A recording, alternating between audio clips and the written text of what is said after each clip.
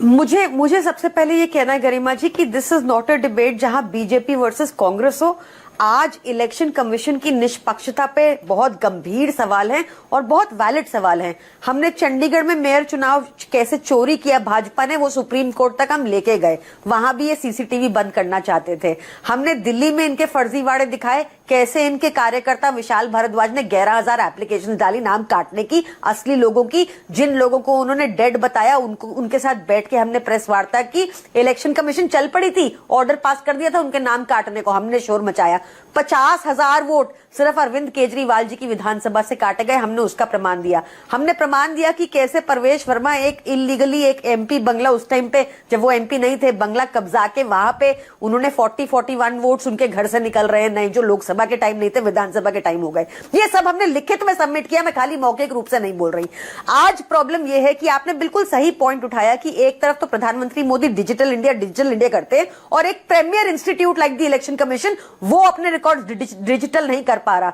मैं इस डिबेट को एसआईआर पे इसलिए लाना चाहती हूं क्योंकि अभी राहुल गांधी 8 महीने बाद प्रमाण दिखा रहे हैं महाराष्ट्र और कर्नाटका के। एज वी स्पीक धांधलेबाजी बिहार में हो रही है। आप सोचिए कि 38 में से 28 डिस्ट्रिक्ट जो हमेशा फ्लडेड रहती है बिहार में, वहां कौन से बीएलओ पहुंच के सबके 11 दस्तावेज हर एक के ले आए। 65 लाख नाम जो इन्होंने काटे, जो लोकसभा में वोट किए थे, वो लोग सारे उनको पब्लिक क्यों नहीं कर रहे 65 लाख नामों को? क्या डर है? उसमें भी कुत्ते बिल्ली निकलेंगे क्या रीजन है? उसमें भी डोनाल्ड ट्रंप है क्या?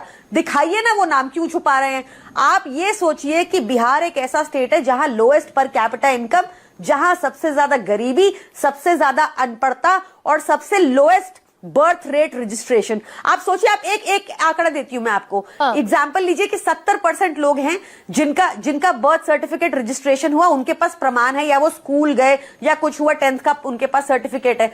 30% लोग ऐसे हैं जो आंकड़े बताते हैं, इससे भी कम हो सकते हैं बिहार में। नहीं प्रियंका, आप तो लॉयर हैं, आप तो ये जानती हैं। प्रियंका, आप खुद लॉयर हैं, वकील हैं, वकालत पढ़ी है आपने। आप ये जानती हैं कि इलेक्टोरल प्रोसेस के, इलेक्शन प्रोसेस के पूरा हो जाने के बाद उसे सिर्फ हाईकोर्ट में आप चैलेंज कर सकते हैं। You can't speak here and there. That is true. After the results, जब रिजल्ट डिक्लेयर हो जाएंगे उसके बाद। अभी तो ये चोरी अभी दिख रही है ना। मैं इसलिए अभी राहुल गांधी जी पर ज्यादा टिप्पणी नहीं करना चाहती, उसमें भी करूंगी।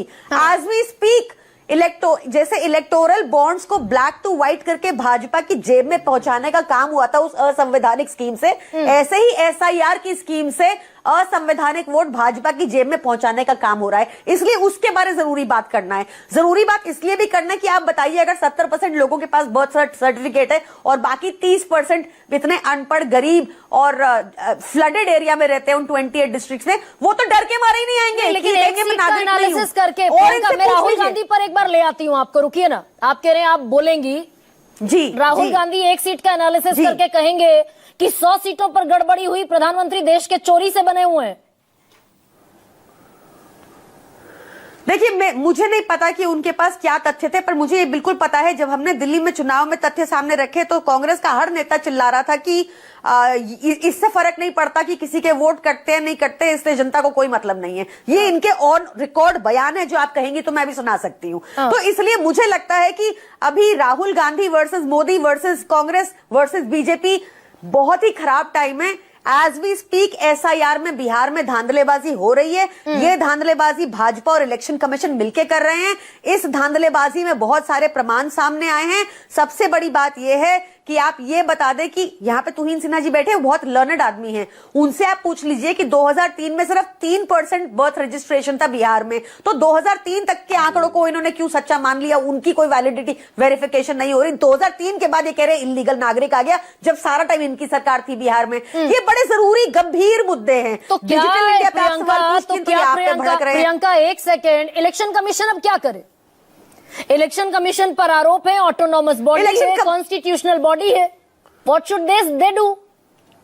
कोई कॉन्स्टिट्यूशनल बॉडी नहीं है। सीजीआई को हटा दिया जो रेकमेंड किया था, क्योंकि इनको अपने बंदे चाहिए थे सेटिंग करने के लिए। कोई कॉन्स्टिट्यूशनल बॉडी रही नहीं है, गए वो टीएन सेशन के जमाने। ये बहुत अलग इलेक्शन कमीशन है।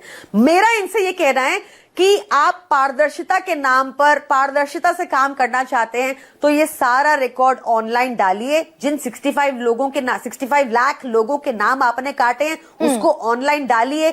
जिसको आपने नागरिकता दी है उसके नाम ऑनलाइन डालिए। उनके कागज दिखाइए, नहीं तो कुत्ते बिल्ली डोनाल्ड ट्रंप निकलते रहेंगे। हाँ, गिरिराज ठीक है, सिंह जी ठीक है।